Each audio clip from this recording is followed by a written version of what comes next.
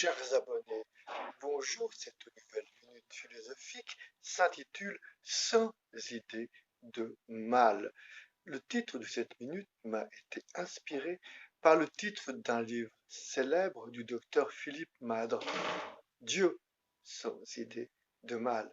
Ce livre tente de répondre à une problématique qui est en fait une citation de Dostoïevski, plus ou moins bien traduite, devenu un sujet de philosophie sous sa forme interrogative.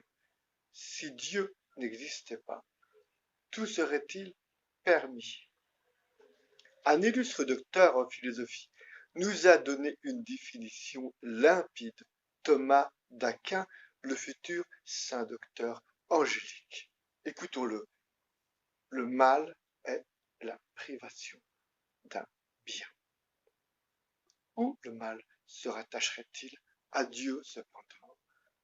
On ne peut ignorer le fameux décalogue ou table de la loi que Moïse aurait gravé sur le mont Sinaï sous la dictée de Dieu.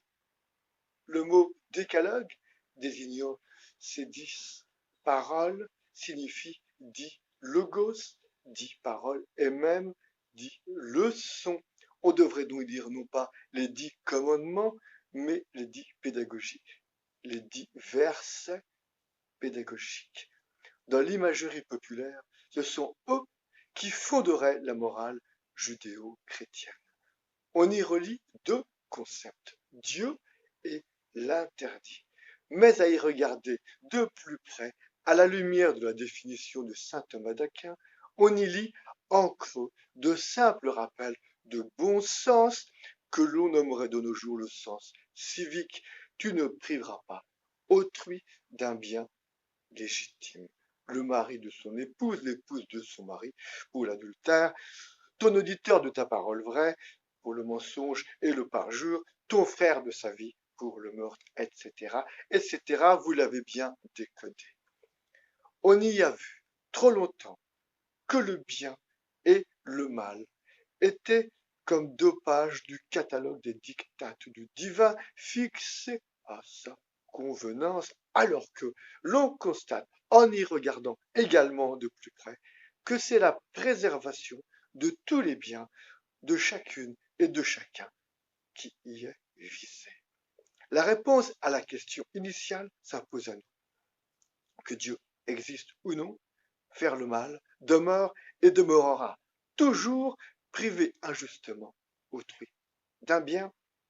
C'est la mission de la justice des hommes, et j'ajouterai celle de notre propre conscience qui, de notre tréfonds, nous fait voir clairement ce qui est bien et ce qui est mal.